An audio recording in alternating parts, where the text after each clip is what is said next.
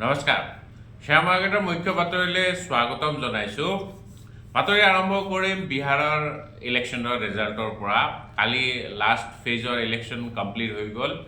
আৰু exit পোলৰ outcome ওলাইছে exit pole মতে মষ্ট অফ দা বাতৰি কাকতে কৈছে যে NDA চৰকাৰ বনাব NDTV পোলৰ মতে NDA চৰকাৰ 145 মান সিট পাব লাগে আৰু মহাগঠবন্ধন 90 মান পাব লাগে তাৰমানে বিহাৰত NDA চৰকাৰ হোৱাৰ সম্ভাৱনা বেছি আৰু সেইটোৰ ওপৰতে মানে সেইটোৰ এক্সপেক্টেশ্যনতে এতিয়া নিফটি বহুত ডাঙৰ এটা গ্যাপ আপ ওপেনিং ইণ্ডিকেট কৰি আছে 140 পইণ্টছৰ গ্যাপ আপ ওপেনিং এতিয়া ইণ্ডিকেট কৰি আছে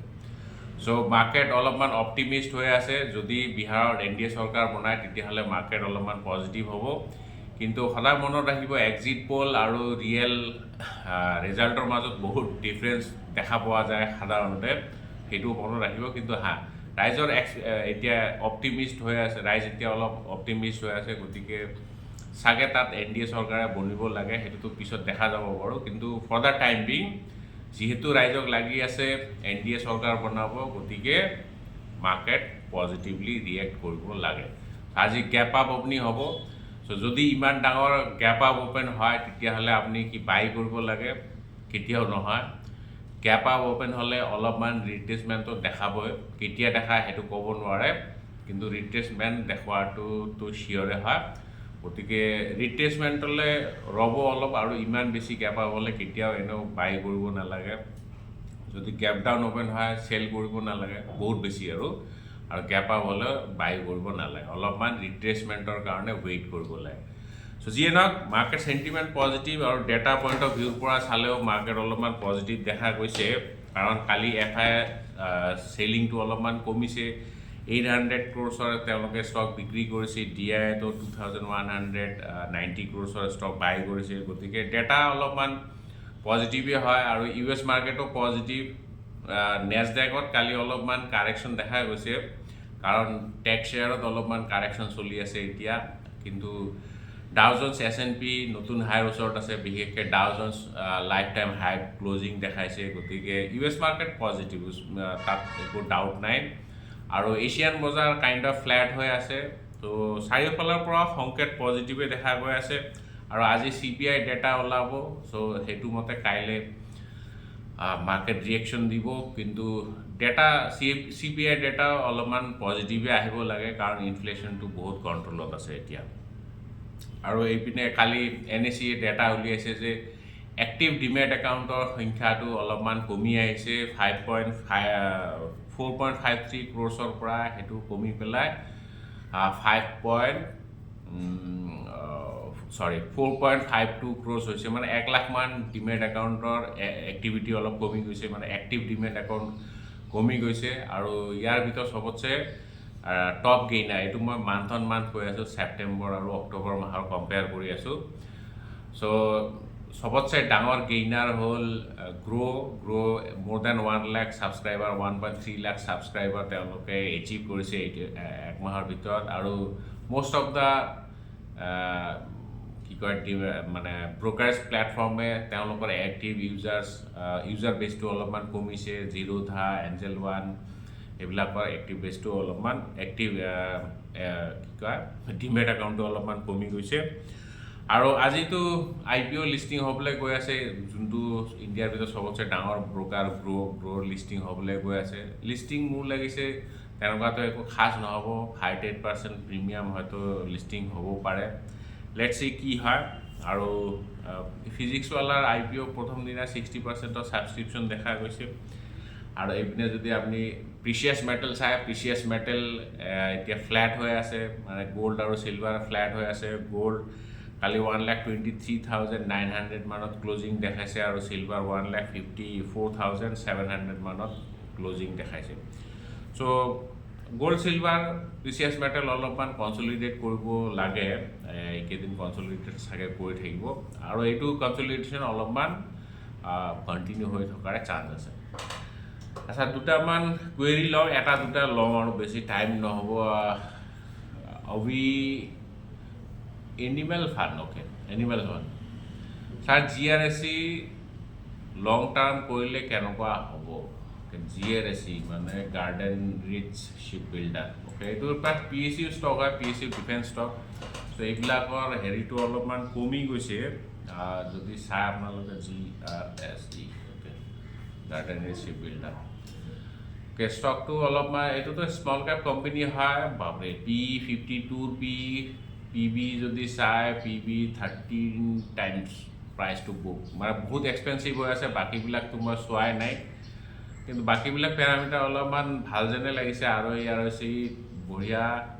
ৰিটাৰ্ণত আছে ঠিক ঠাক ইণ্টাৰেষ্ট কভাৰেজ ৰেচিঅ' বেয়া নহয় এইটো গভৰ্ণমেণ্ট কোম্পানী হয় PSU গতিকে চেলছ গ্ৰ'থো বেয়া নহয় অ'কে আৰু যদি আপুনি কেছ ফ্ল' চাই কেছ ফ্ল' ইনভেণ্টৰী বাপৰে ইনভেণ্টৰী অলপমান দিগদাৰ কৰি আছে 2023 2024 বহুত বেছি ইনভেণ্টৰী হৈ আছে ইনভেণ্টৰী মানেতো গম পাইছে মানে কিমানখিনি প্ৰডাক্ট বিক্ৰী কৰিছে সেইখিনি প্ৰডাক্ট চেল হোৱা নাই বা কিমানখিনি তেওঁলোকৰ প্ৰডাক্ট বনাবলৈ ৰ মেটেৰিয়েল এতিয়াও পৰি আছে চ' সেইটো বহুত বেছি 1700 1000 ক্ৰ'ৰ্ছৰ ইনভেণ্টৰী সেইটো অলপ নেগেটিভ আদাৰৱাইজটো কোম্পানী এনে চব ফালৰ পৰা ঠিকেই দেখা পাইছোঁ বহুত এক্সপেঞ্চিভ হৈ আছে সেইটোৱে আৰু যদি ডিপ কাৰেকশ্যন দেখায় তেতিয়াহ'লে এনেকুৱা ধৰণৰ ষ্টকত বাই কৰিলে বেয়া নহ'ব কিন্তু এইটো লেভেল বহুত এক্সপেঞ্চিভ হৈ আছে এইটো লেভেলতো মোৰ মতে এভইড কৰা ভাল ডিপ কাৰেকশ্যন দিলে তাত বাই কৰিব পাৰে কিন্তু ন' ৰেকমেণ্ডেশ্যন বুলি নাভাবিব আৰু জাষ্ট এনালাইচিছ এতিয়া অলপমান ষ্টক স্পেচিফিক নিউজ চাওঁ কালিতো ৰিজাল্ট ওলাইছে HUL ৰিজাল্ট ওলোৱা নাই NCLTৰ পৰা পাৰ্মিশ্যন পাইছে নেশ্যনেল কোম্পানী ল ট্ৰিবিউনেলৰ পৰা ডিমাৰ্জাৰৰ কাৰণে পাৰ্মিশ্যন পাইছে আইচক্ৰীম বিজনেছটো তেওঁলোকে ডিমাৰ্জ কৰিবলৈ গৈ আছে যেনেকৈ টাটা মটৰ্ছ আৰু টাটা মটৰ্ছৰ কমাৰ্চিয়েল আৰু পেচেঞ্জাৰ ভেহিকেল আচ্ছা বাই দ্য ৱে টাটা মটৰ্ছত যোনবিলাকে কমাৰ্চিয়েল ভেহিকেলৰ এলটমেণ্ট পোৱা নাই আজি আপোনালোকে পাই যাব চ' আজি লিষ্ট হ'বলৈ গৈ আছে কমাৰ্চিয়েল ভেহিকেলটো চ' ঠিক তেনেকৈ NCLTয়ে পাৰ্মিশ্যন দিছে HUL হিন্দুস্তান ইউনিলিভাৰৰ আইচক্ৰীম বিজনেছটো মানে কোৱালিটি ৱালছ বুলি যোনটো ব্ৰেণ্ড আছে সেইটো তেওঁলোকে এতিয়া বেলেগকৈ লিষ্ট কৰিব যদি কাৰোবাৰ হাতত হিন্দুস্তান ইউনিলিভাৰ থাকে কোৱালিটি ৱালছৰ শ্বেয়াৰ এটা পাব আৰু মানে 1:1 ৰেচিঅ' গতিকে এইটো কোম্পানীটোৰ কাৰণে এগেইন মানে লং টাৰ্মত পজিটিভ শ্বৰ্ট টাৰ্মত ইয়াৰ একো মানে প্ৰভাৱ দেখা নাপায় RBNLৰ ৰিজাল্ট ওলাইছে ঠিক ঠাক ৰিজাল্ট ৰেভিনিউ 5.5% বাঢ়িছে EBITDA হ্ৰাস পাইছে আচ্ছা ঠিক ঠাক ৰিজাল্ট নহয় ৰিজাল্ট অলপমান ডিছএপইণ্টিঙে হয় EBITDA 20% ডিক্লাইন হৈছে year on year net profit 20% decline হৈছে যোৱা বছৰ আছিল 287 crores এতিয়া 230 crores চ' ৰিজাল্ট অলপমান ডিছএপইণ্টিং হয় মেক্স ফিনেন্সিয়েলৰ ৰিজাল্ট বহুত বেয়া নেট ইণ্টাৰেষ্ট ইনকাম 13% ইনক্ৰিজ হৈছে যদিও মানে 115 crores পৰা 131 crores হৈছে এইবাৰ কিন্তু নেট প্ৰফিট সাংঘাতিকভাৱে কমি গৈছে এইটো কিহৰ কাৰণে কমি গৈছে সেইটোতো চাব লাগিব তেওঁলোকৰ ষ্টেটমেণ্ট চালে ভালকৈ গম পোৱা যাব 113 crores পৰা চিধা 4.1 crore মানে 96% হ্ৰাস পাইছে নেট প্ৰফিট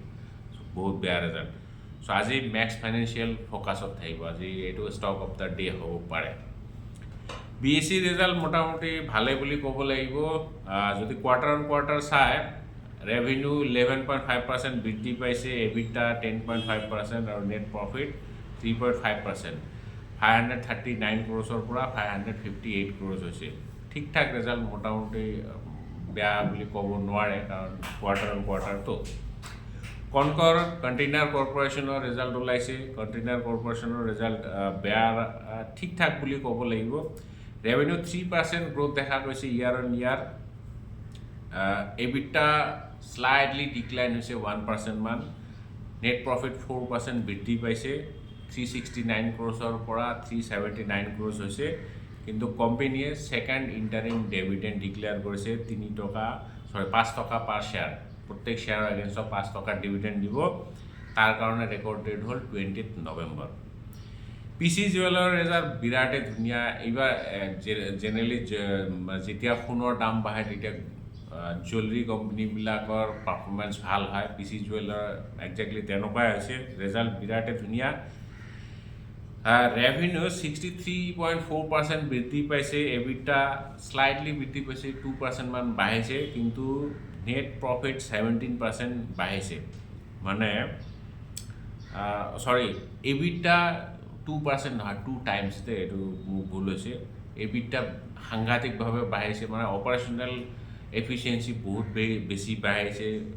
মোৰ দেন 2 টাইমছ বাঢ়িছে আৰু 17%ৰ নেট প্ৰফিট 179 crores পৰা 210 crores Tata power revenue marginally decline হৈছে 1% মান এবিটা 12% ডিক্লাইন হৈছে